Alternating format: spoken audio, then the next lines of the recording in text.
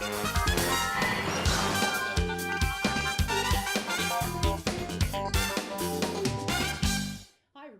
to another edition of Eye on Oshkosh. I'm your host, Cheryl Hentz, and very pleased to welcome back to the show tonight our Winnebago County Executive, Mark Harris.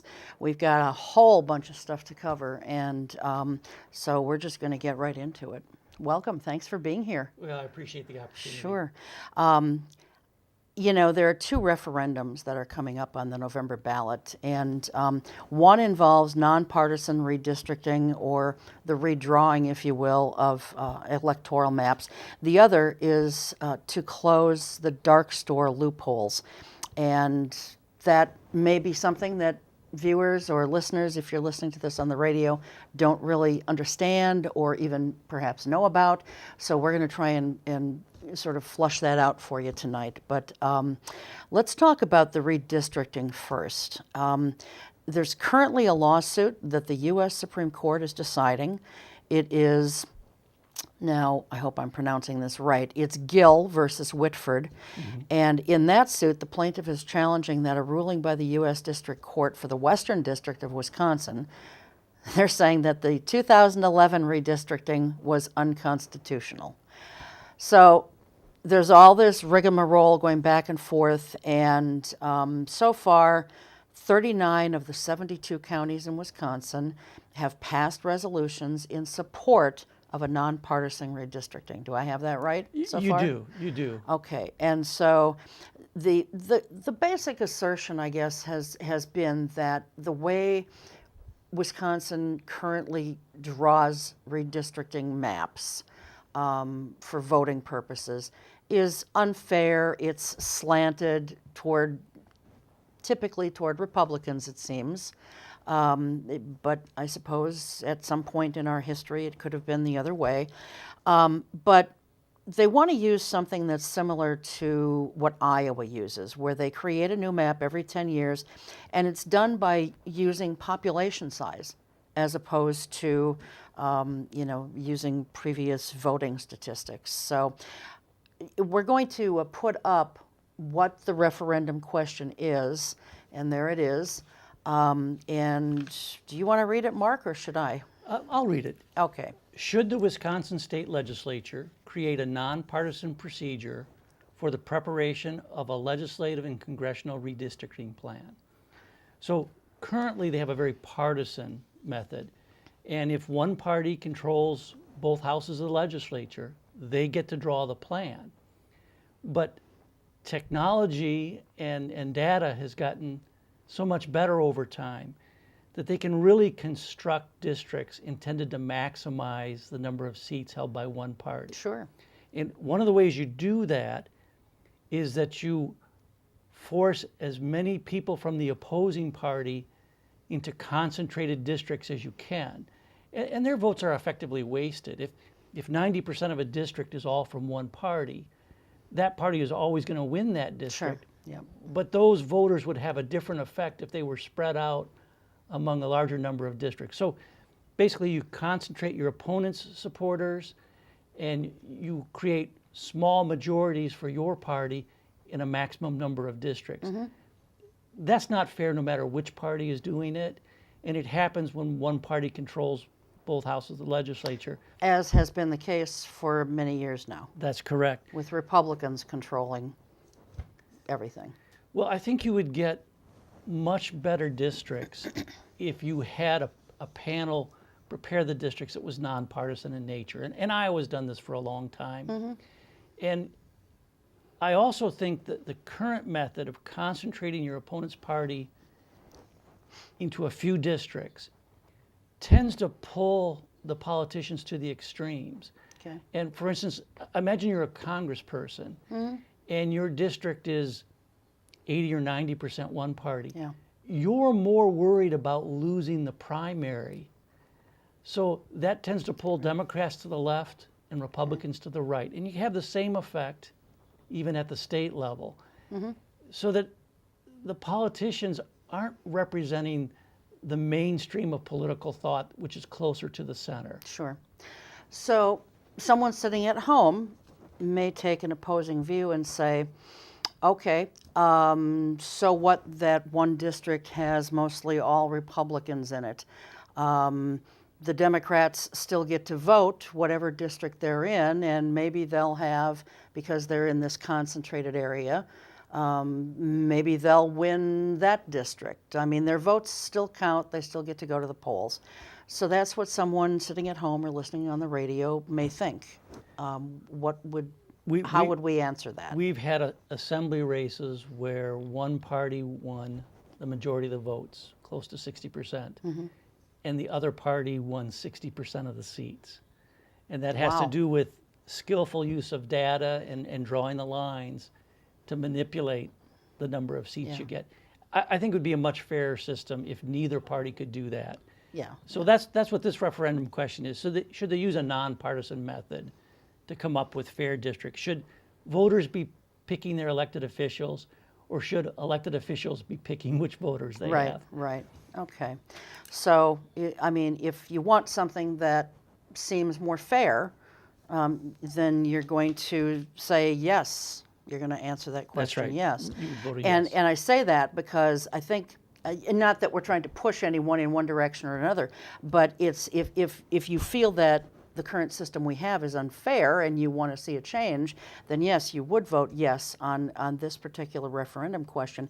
And I think I mean, that one is pretty straightforward, but we've seen some referendum questions that are written in such a way that you really have to sit there and read it multiple times to figure out what it's saying, and then it still is written in a way that you answer in a way that you didn't really intend to answer because of the way they're worded.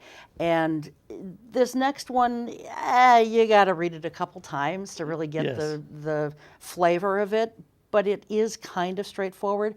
But people don't understand what dark stores are. So we'll read the referendum question, and then we'll talk about what dark stores are and the loopholes that are being used. So you want to read the next one? Sure. All right. Should the state legislature enact proposed legislation that closes the dark store loopholes, which currently allow commercial and retail properties to significantly reduce the assessed valuation and property tax of such properties by using closed, vacant properties as comparable properties for determining the assessed value of open, occupied, and fully operational properties, resulting in a substantial shift in taxes levied against other tax-paying entities, such as residential homeowners and/or cuts in essential services provided by an affected municipality.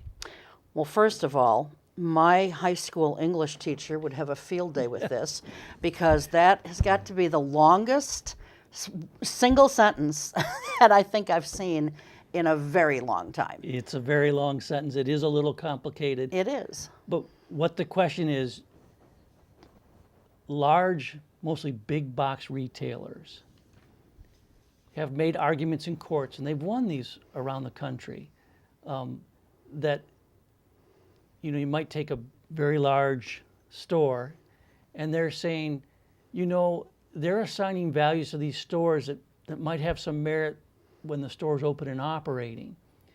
But really the true value of the store is if it was compared to something similar that was closed. And so you might have one of the large hardware stores, for instance, that says, you know what, I think I'm more like the store that used to be Kmart's and then Sears. And in Oshkosh, that's exactly what they do. They want to be compared to the former Kmart, former Sears. I believe it's now a U-Haul. It is, yeah. But when it was closed, they thought the valuation for that property is the one that should be used as a comparable for their current open and operating. It's not even apples and I mean, it's not fair. It's apples and oranges. You can't compare one that's a viable entity with something that's not.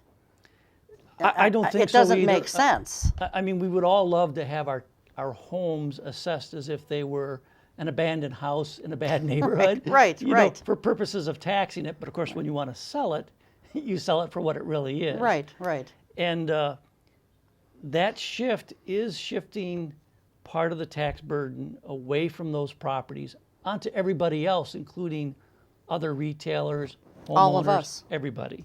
Yes. In this referendum, neither of these referendums are binding. It would simply send the legislature a message of what the public thinks about these. Oh, they're non-binding resolution. Yeah, they won't referendum. change the law, but they'll send a signal to the state legislature that we don't think the dark store loophole is the right way to go, or if people vote the other way, that they do think it's okay. So still important that people vote on them, even though they're not binding referendum questions. Who made the decision to make them non-binding? Well, the local government is the one that county government put these on the ballot. Okay. And we don't control these issues. These are state issues. Okay. But we think they're of sufficient importance to our citizens that we wanted them to have a chance to express their views. And that's done best if the public's aware of what the issues are. Sure. So let's, because I know that this is, it's really simple once you get it. Yeah. Once it clicks in your head, it's very simple.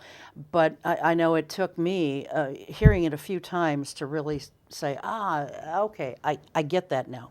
So for an example, let's take, one that's still very vacant out by the airport. It's in an airport overlay area, so Sure. it's very restricted on what can go in there. But let's say the old J.C. Penney store. Okay. It's sitting there vacant. The owners want to pay taxes on that as if, no, I've got it in reverse. Yes. Another one let's take Walmart. And this is just for comparison purposes. Walmart says, okay, the J.C. Penney store is only valued at such and such, and they're only paying taxes on such and such value. We feel that we should have that same tax rate, that same scenario, if you will. Sure. Someone might argue that their valuation per square foot should be the same as a closed property. And like I say, most of the big retailers that have done this in Oshkosh have asked to be compared to what was formerly a Sears and a Kmart store, but the location isn't as attractive. Right. So you're not, in my mind, not getting a true comparable property. And these discounts can be large. I mean, some large big box retailers have asked for 70% reductions in their assessed value. Wow. Yeah. Basically cutting their property tax by 2/3. So they're paying less in taxes, and of course, in order to have core services, police, fire, snowplows in the winter, libraries, the quality of life type things. But let's just talk about core services. I mean, if those, and water, the water department, if those core services, are in jeopardy, I mean, they've got to, you can't do away with them. So a community has to come up with the money somehow. Sure. So, like you said, it gets displaced on everyone else to pick up the slack. Water courses billed separately, so maybe the better example is police calls. Some of the big box retailers place a lot of calls to 911 when there's a disturbance at the store, when there's an issue. Shoplifting, whatever. Sure. And that has to be paid for somehow. Yeah. And if they get those significant discounts in their assessments, is someone else left paying that bill? And I would argue all of us, Sure. including other retailers, are left to pay They're that getting bill. a ton of services. They're having a huge reduction in taxes that they owe, but they're not having their services reduced in any shape, form, or fashion. That's right. And it's just, when you put it that way, it's very, very simple. They should not, I don't believe, be able to pay the same as, or have their property valued at the same type of rate or whatever as a vacant building. It just doesn't make any sense. And that's where the term dark stores comes from, Right. because they want their open and operating retail establishments to be compared to closed facilities, and that's where the name dark store comes from. And what happens is some of these are national chains. They have a team of lawyers that bring these cases around the country and are very skillful Sure. at arguing in favor of this or making this change in courts. And the way to stop that is to change the rules. In some ways, you can't completely blame them if they're operating within the rules we have, but we could change the law a little bit and make it clear that an open operating store is not comparable to a similar closed store. Sure. Well, I mean, another example of something like that would be Donald Trump. You know, he has, before he became president, he used in his business career loopholes and things within the tax codes that he was able to professionally, not personally, file bankruptcy and restructure and keep coming back. And is it fair? No. Is it shifting the burden off onto someone else in some way? Yes, of course. And yet, here again, can you really blame him? You know, I'm not a Trump fan, but you can't really blame someone if the law is there and they decide to take advantage of it. And that's why these loopholes have to be closed. You know, years ago I was on the show and talked about the Newark loophole. And that was that one. the, I know what it was. I'm Well, trying to think of the someone exact found a word. 50-year-old law that had language in it that said that disposing of sawdust, wood chips, and paper scraps, among a long list of other things, was pollution abatement. Oh, that's So- not the one I was yeah, thinking of. So it started out with Newark. They were a company that used recycled materials to make cardboard boxes. And they said, well, we're not a box company. We're a pollution abatement facility, which is exempt from tax. And that was spreading to the paper industry up here. Yeah. And, you know, really, some of the representatives of the paper industry said, look, we don't really think this is right. But if this is the law, you know, why shouldn't we consider taking advantage of it? Well, then the legislature acted and closed that loophole that, you know, because wood chips, sawdust, scrap paper kind of was a recipe for paper pulp. Sure. And there was a danger that all the paper mills were going to get off of the tax rolls. But of course, once again, they would still need services. Well, the legislature acted to close that. And that's what this ballot question is about. Yeah. There was another loophole that was used, and it had to do with taxes again, with what a lot of these big national chains are doing. I can't think of the exact wording of it, but you brought it to our attention. And there was a tax loophole that was closed on that by Governor Doyle. But then when Scott Walker became governor, he kind of undid some of those loopholes that had been closed. And for the life of me, I just can't remember what issue it was. But it's, you know, it just comes down to basic fairness, I think. And I don't know, has it always been this way? Or did somewhere in our state's history this change and these loopholes were allowed? You know, I'm an attorney myself, but there's always clever attorneys taking a close look at the law and seeing if there's a legal advantage in there. And somewhere along the line, someone decided that the way their properties were being valued resulted in a higher tax than if they were evaluated in a separate way. It went to court, and in one court, the case was won. But if you change the law, that fixes it. That's really the remedy. Sure. So, you know, in society, you're always going to have people trying to open loopholes for financial reasons and other people trying to close them. For financial reasons. That's right. That's right. And I think, you know, let the voters say what they think. I'll be voting yes on both these resolutions. As will I. Now, is this a statewide non-binding referendum?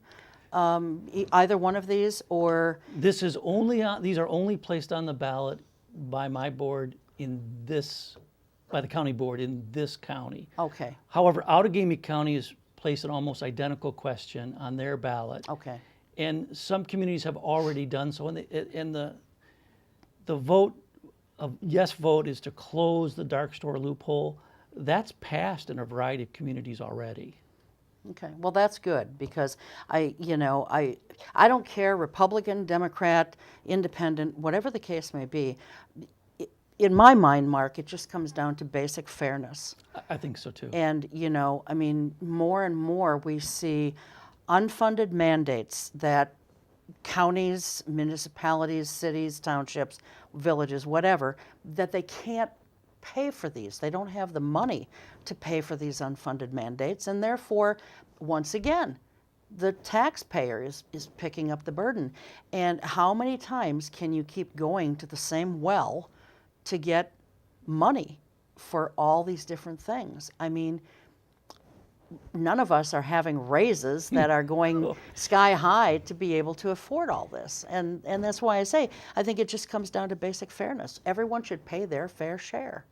Well, certainly, if the burden is spread fairly, then any individual taxpayer is likely to have a fair tax bill. Yeah. There was another resolution that passed the same night as one of these that's not going to be on the ballot. Instead, it was passed and then sent to the state legislators. And it had to do with benefits to veterans from the Veterans Trust Fund. And counties are kind of like the ombudsman or the middleman in helping veterans connect to their benefits. Okay, yeah, let's talk about that because that was over here on the other side of my paper here. Yeah, go ahead, finish that because we need to talk about this. Yeah, well, Winnebago County has a very productive veteran service office.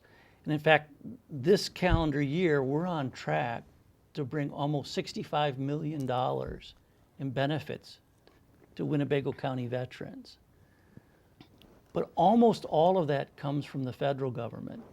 From the state government, the benefits passing through the county's hands to individual veterans is down to about $26,000.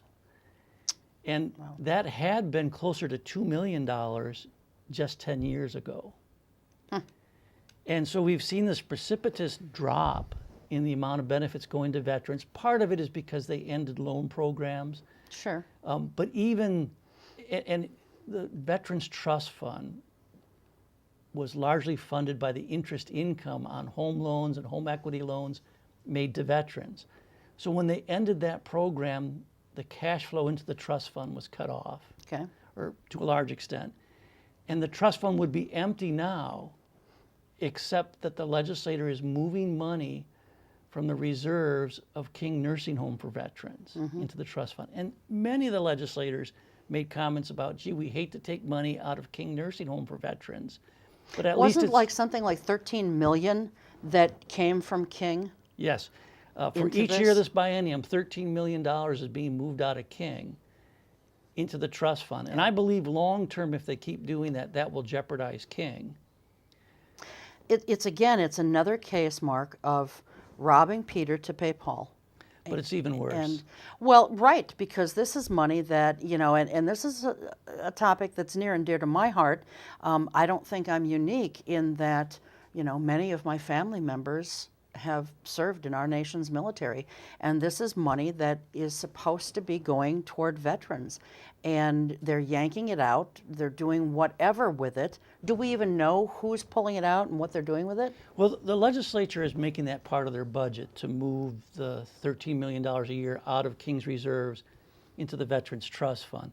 But the problem is when you add up the benefits that are passing through the Veterans Service offices, that only adds up to about $280,000, less than 3% of that total. And I know the legislators thought that when they were moving money for King that it was going to veterans as benefits.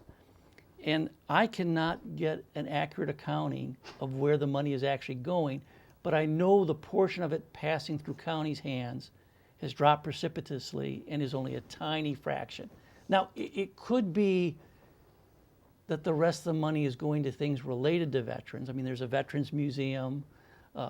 I believe the bulk of it is going to pay salaries and benefits at the Wisconsin Department of Veterans Affairs. But clearly the legislators weren't saying, we'll take this money out of King's reserves and use it for Well- payroll at the Wisconsin Department of Veterans Affairs. And then what happens when the veterans home in King needs it? That's You correct. know, I mean, it's again, it's robbing someone to pay someone else, you know, and it's not right. So I don't, you know, this is one of the problems, not just in Wisconsin, but in the country as a whole. You know, we don't run our home budgets, our household budgets like this. And I don't understand why the hell the government keeps, you know, we keep allowing them to get away with it. And I say we keep allowing them to do it because we're putting certain people in office, either by voting or not voting, and it just allows this to continue to happen. Well, I think the legislators, if they find out this money's not being used in what they think is an appropriate way, they'll probably address it.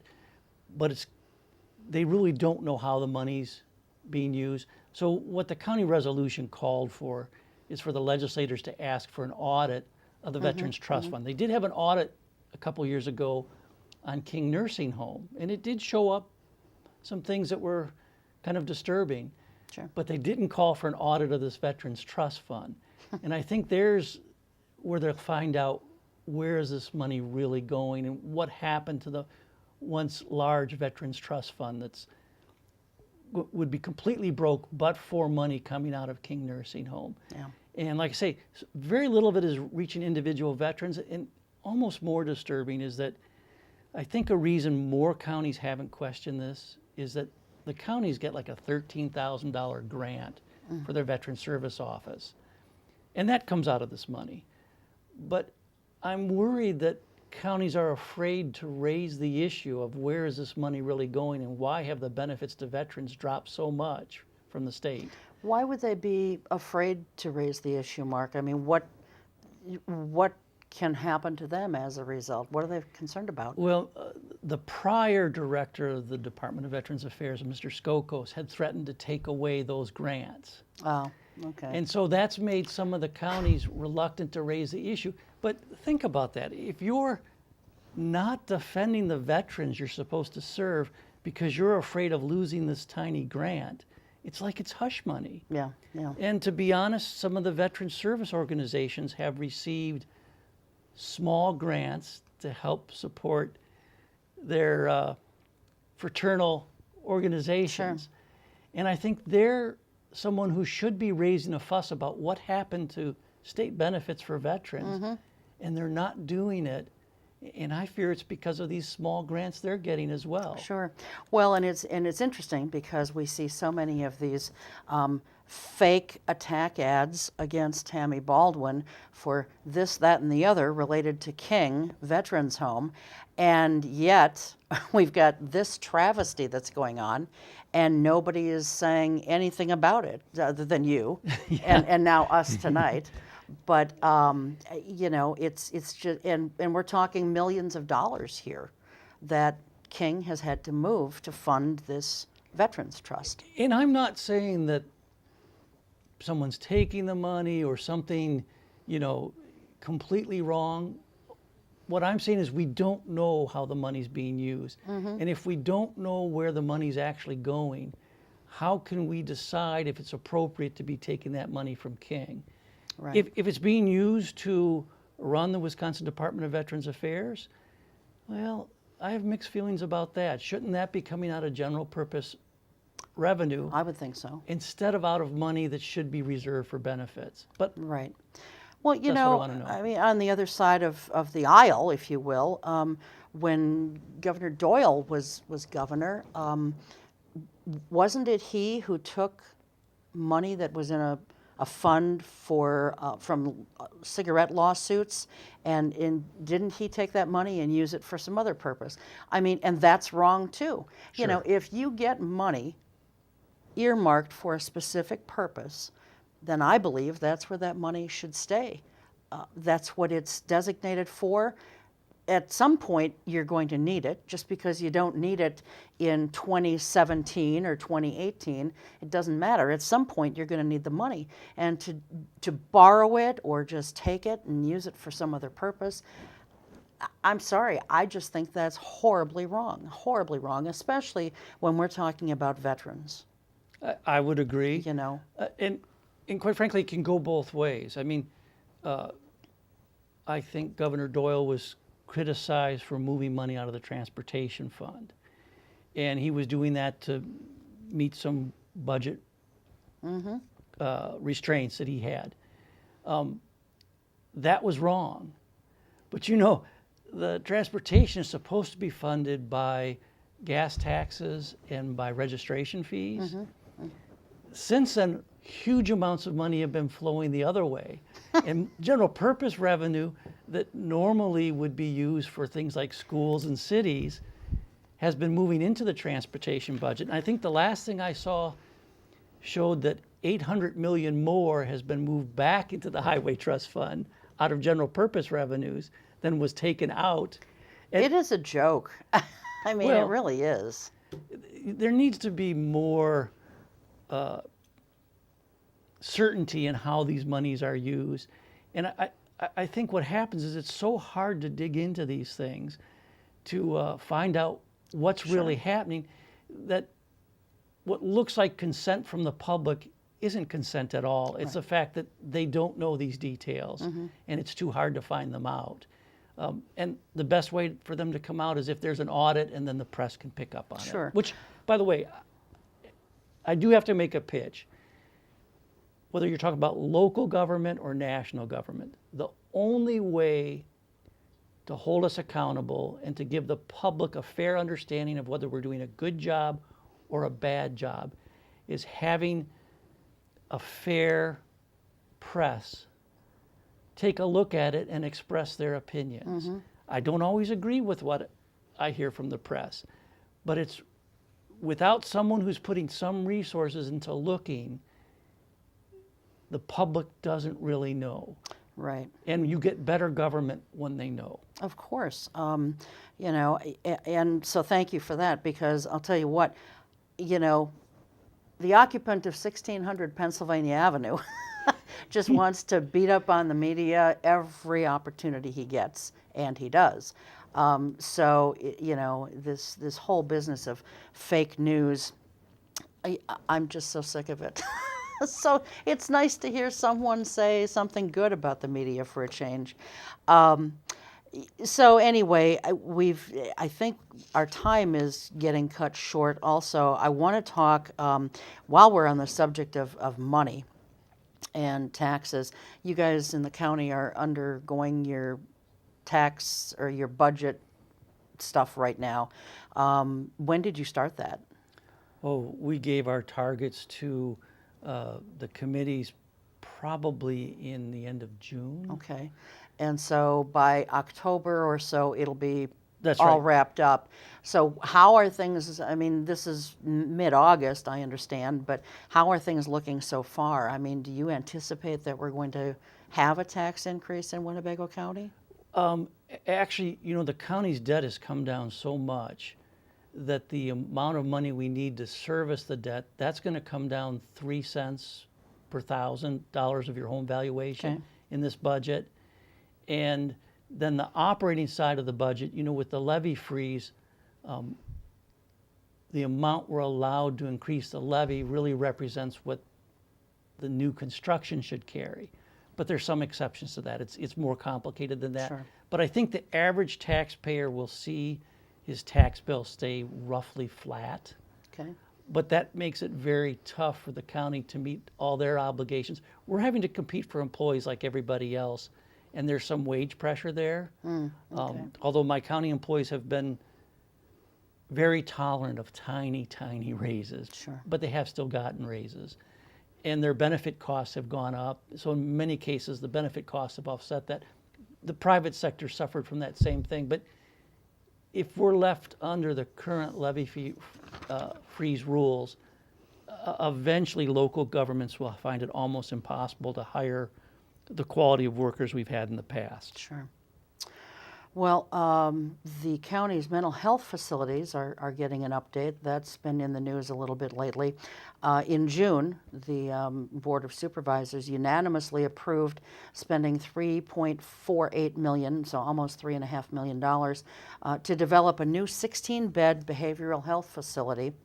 And it's going to, as I understand it, it's going to be a facility where residents can come and go, so they're not, seriously afflicted with mental health issues. It's not those. It's not those kinds of They're people. not incarcerated. Right. And so, that was the easier way of saying it, thank you. And so they'll be able to come and go. Let's see, there was something that I was going to ask you about that. When is that going to, where are they at with that? Have they started construction of it yet? Where's it going to be? It's going to be in the area where parks and land and water and those administrator offices are. It's going to be near that area. Where is that at? It's kind of on the north side. It's west of County A and south of County Y. And so it's going to be on a large piece of county property. It's hard to situate something new like that. Oh, I'm sure. Because people have some fear of that. But actually, there's two existing facilities. Mm-hmm. The facilities were designed for other purposes, and they're quite old. So we're combining two 8-bed facilities in buildings that aren't well suited for this type of facility. We're combining those two into a new facility that's more designed for its intended, for the purpose it's going to be used for. That should give us a little bit of efficiency and should work better than what we have now. Okay. But when we're talking about mentally ill persons and mental health issues, just in general, we've got a serious problem, not just in Winnebago County, not just in Wisconsin. This is a nationwide, I'm going to call it a crisis because I think it really is. But just locally, we've got people who are sitting in jails because they've been sent to a mental health facility. The mental health facility doesn't have the room for them, and so they send them back to the jails. And then you've got a situation where you've got people with true mental illness sitting in a jail, and you've got correctional officers who, while they may have some training dealing with mentally ill people, they don't have all the training and all the skills necessary to handle mentally ill people. So, we need more money in this country, in this state, in this county for mental health services. And that's hiring people, that's building new facilities. We did make one change in the jail, and you're exactly right. There's too many people in the jail where the underlying problem is mental health. And whatever crime has gotten them in trouble probably flows from that. Sure. The one change we've made recently is we've added a human service worker that's permanently assigned to the jail. And their job is to help people that are being released from the jail connect with the various community services that might be available to them. And it isn't just mental health, but people leaving the jail oftentimes will be back at the jail in a short order if they're not given some sort of help to get reestablished outside. Sure. And by having a social worker help with that process and help connect inmates that are leaving the jail to social services and to community resources, we're hoping that reduces the recidivism and gives some people the help that they really need. Sure. That person's going to be very busy. Yes. Very, very busy.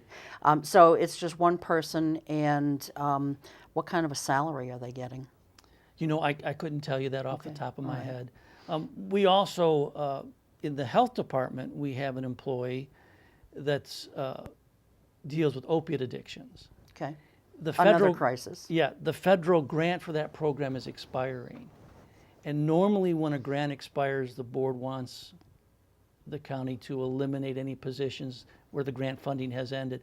I'm sure they'll support the county picking up the tab for this employee because we are in an opioid crisis. We are, and that's a position that is very much needed. We could probably use a dozen of those positions. Absolutely. You know, with all the issues that are going on, and not just opiates. You know, we're talking other drugs. We're talking alcoholism. You know, as we tape this on the 16th of August, it was just, I believe, a week ago where a 10-year-old girl from, not even from here, I think she was from another state. Her father was driving, and it's believed that alcohol was probably involved in that, and you know, she was killed very tragically. And I don't know about her brother, and the father remains, as far as this taping goes, as of this time, he's still in the hospital with critical injuries. He's severely injured. I believe her brother's injuries were minor. Okay. But I like the way you focused on that. Is, you know, it's not just a driving issue, but substance abuse is often behind these other issues. And well, we're seeing an epidemic of drug overdose deaths. Yep. We're also seeing an increase in suicides and in age groups that you might not expect. You know, the teen years can be tough, Yep. but there's a lot of suicide, especially among men in older age categories. And with veterans, just did a show about a month ago, or maybe it wasn't even that long ago, on suicide, and it was you know, starkingly shocking and sad.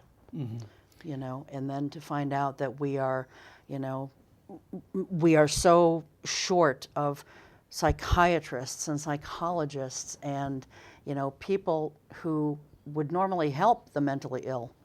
You know, so we've got all kinds of problems. We got to get people moving into the mental health field professionally. We've got buildings that we need to build. We need programming. I mean, I don't know what the answer is, but, you know, let's take some of this money that our president wants to spend on building a wall, and let's help fix some of these people. I think it would be good to address some of these problems, and you do have to have resources. I should give a plug, though. The coroner has started a overdose death review and a suicide death review. So they're starting to collect the records when there's a death by suicide or death by drug overdose to see if we can learn something from the patterns that are contained in that information, to see if there's something we can do that would be more effective. And the coroner has volunteered to participate in that with the state, and I'm glad he's doing that. I think it's a good thing. Well, kudos to Barry Busby for that. He is our coroner, and he's been our coroner for a long time now, hasn't he? He's been there much longer than I have. So. I don't know how long, but it's been a long It's been a time. while, that's for sure. Okay, so want to talk about the Winnebago County Jail, since we're kind of on that subject. They are looking to start a state partnership for a new mental health program. Patients who find themselves in jail waiting for a transfer to a mental health facility may soon be able to begin their treatment earlier. And it looks like they're trying to get an agreement between the county sheriff's office and the Wisconsin Department of Health Services to be able to, you know, provide treatment, to start the treatment while they're awaiting being moved out of the jail to go to a mental health facility. And that kind of ties in with everything we've been talking about here. And that's an important thing too, because sometimes medication is what's key to helping keep them, you know, I don't want to make something that's not a politically correct word here, but, you know, it keeps them at bay, if you will, so that they're Sure. not having overreactions, they're not acting out and becoming violent. Well, Winnebago Mental Health, which is not part of the county, it's a state institution. I think a lot of what they do is getting people back on the correct meds and getting their condition stabilized, and their stays are relatively short term for a lot of the people that go there. But it's incredibly expensive. And when someone with mental health issues commits a crime, they may be brought into the jail system. Right. And we may not fully realize that the underlying issue is a mental health issue. But if we can get them some help and the correct medications, we're going to be more successful at moving them out of the jail. And you really don't want any more people in the jail than you really have to have to protect society. That's for sure. It's expensive. Well, and it becomes a dangerous situation to the people who work there. If you've got way too many people and they're not getting their appropriate medications, and it's a dangerous situation for everyone. So this is called the Jail-Based Competency Restoration Program. Apparently, it's in effect in 9 other counties in the state of Wisconsin. Sort of a test program. Yep. Do you know, Mark, has the county board made a decision on this? Have they moved in one direction or another to approve this? Or I don't know that that's come to a vote. I'm not sure it will have to if the sheriff can manage that within his budget. Okay. So I think that's probably more of a sheriff decision. Okay. Although I'm sure he would inform the Judiciary Committee on that. Sure. They did recently debate whether we should do a new jail study. And there's room for differences of opinion because the primary party was going to be someone that was an architect for jails. But they did add a company called CRS to their response to our request for proposals. Okay. And CRS was the company that had the expertise in alternatives to incarceration and methods to avoid having to add additional jail beds. The public really hates it when you spend money on jails. But Yeah, but it's a necessary thing, I think. What else are we supposed to do?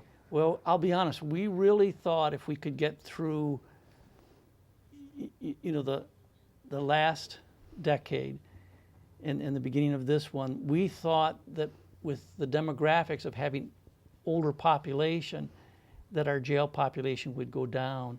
But drugs and other social changes, we have a lot of older prisoners. Sure, So, yeah. people didn't stop being incarcerated because they got older. Yeah. And so that poses a lot of issues for the jails because those inmates have more health care issues. Sure. And I don't know about Winnebago County. I would suspect that we are part of this group also. But I know that there are counties that are housing state inmates also because there's not as much room in some of the state prisons that they can't handle some of these folks. And Yeah, so that may have a lot to do with sentencing. If it's less than a year, they go to jail. If it's over a year, they go to prison. But yeah. if they're released from prison on probation and then they have a probation violation, we have to accept the probation holds. Right. So they can end up in a jail after they've been released from prison if they violated parole. And we're not allowed to turn those down. We have to take those. Right. But I do know, at least in some other counties, where they're sitting there because there's no room in the inn. Yeah. So they're sitting in a jail as opposed to probably a more secure facility where they should be in a state prison. So And generally, people in the jail are not. What they've done is serious, but it's not generally as serious as people that are in prisons. right. So, and I'm not going to give examples because it would be like me making light of what the violation was. Right. But Right. typically, you don't have people that have done serious violence to another person in the jail. They're more likely to end up in a prison. Exactly. If they're accused and not yet charged and they're awaiting trial, they'll be in a jail. You don't, for example, want a mass murderer or a murderer, even if he's just committed one murder, you don't necessarily want them in a same facility as someone who, for instance, has maybe been caught with marijuana a number of times or whatever. Again, we're not making light of Right. either crime, We but actually don't- one is much more serious than the other. Yeah, we no longer charge marijuana possession criminally. That's good. So that it would be very unusual for someone whose only violation was possession of marijuana to be in the jail. because the public doesn't need to spend the kind of money it takes to keep someone in the jail Well, that's good. for a simple possession of a small quantity. But that's kind of the decisions you have to make, and it gets tougher as you kind of go down the spectrum. Sure. What about someone who's been called on a domestic abuse charge, and on a Friday night you put them in the jail? Is it appropriate to keep them the whole weekend until it can be sorted out? Well, maybe it is. And the other thing is the sheriff tries to do some sorting so that people are sorted out a little bit by their nature. You wouldn't put a small, vulnerable individual in with your toughest prisoners. And you have to have enough space available in your jail to do that sorting. Sure. And we know we're approaching our capacity. The question is, can we find more alternatives to incarceration that will help us? And we've delayed this for a long time because we have probably more alternatives to incarceration programs than any other county. Yeah. So is there a jail study that's going to be done then, Mark? Or... Well, the board actually turned it down. Oh, good. And I Okay. think it's because they felt that study was going to lead to an expansion of the jail. I was hoping that study would give us some insights that would help us defer that. Yeah. I think it will come back in some form for them to address either just alternatives to expansion first, but eventually, if the population keeps creeping up, we'll probably have to add a pod. Hate doing it. I don't know how I'm going to staff it when I'm not allowed to raise the levy faster than net new construction, especially when the population's not growing and the millennials are slower to form households. Those numbers are not going to be great. Another reason to have some of these loopholes closed, and so that there's more money all around to take care of some of these more important issues. So and where are we sending our juveniles now? We used to send them to Outagamie County. That has stopped. We send some to Fond du Lac County. Okay. We haven't been using Lincoln Hills or Copper Lake. At the point they announced that they were going to close those institutions, Yeah. we didn't have anybody placed there. We're probably going to join a consortium of counties Okay. led by Fond du Lac County. And Fond du Lac County has indicated a willingness to build a facility because the state is saying, okay, we no longer want all these juveniles at Lincoln Hills or Copper Lake. Lincoln Hills, the boys' facility, Copper Lake, the girls. Right. We want counties to build facilities and to operate them.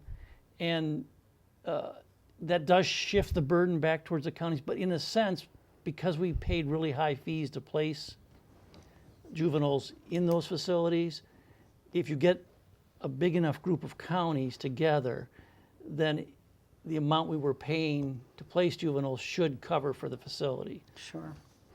Okay.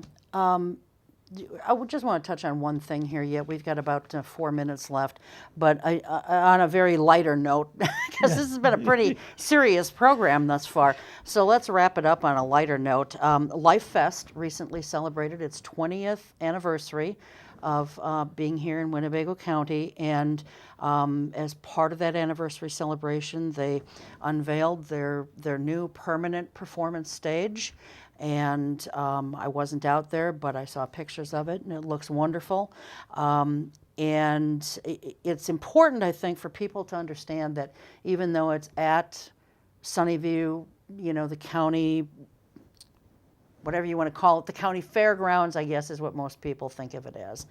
But it's out at the Sunnyview complex. But it cost $972,000, and that was all paid for through donations, campaign drives that the Life Fest folks did, and the county only spent $180,000, and that was to prep the land. Site preparation. And the the stage. agreement is that the county fair can use the stage for free. After 10 years, the county owns the stage. And in the meantime, the revenues from concerts that are placed there are split between Life Fest and the county. We think it's going to be a real moneymaker Sure. for the county. It's the best outdoor stage facility probably between Milwaukee and Minneapolis. Wow. And we think we'll be able to attract what I would call Class A acts, people that you're currently hearing on popular radio. Sure. Probably have 3 or 4 shows a year, although you have to book those a year in advance. Yeah, yeah. We've got lots of leads, but none that I can disclose to you. But there'll also be other events besides concerts in that area. Sure. So who will be working on basically selling that venue? Is there someone in the county that's doing that, or No, who's not handling not that? yet, although that could happen at some point. Okay. I think Milwaukee does their Summerfest within the county. But we will probably use promoters, Okay. and basically they will take the profit from the events, but they'll be paying us the rental for them. Okay. So initially we're doing that. We were approached, some people were willing to give us money if we would give them an exclusive, but we didn't have enough track record with them to know if we wanted to do that.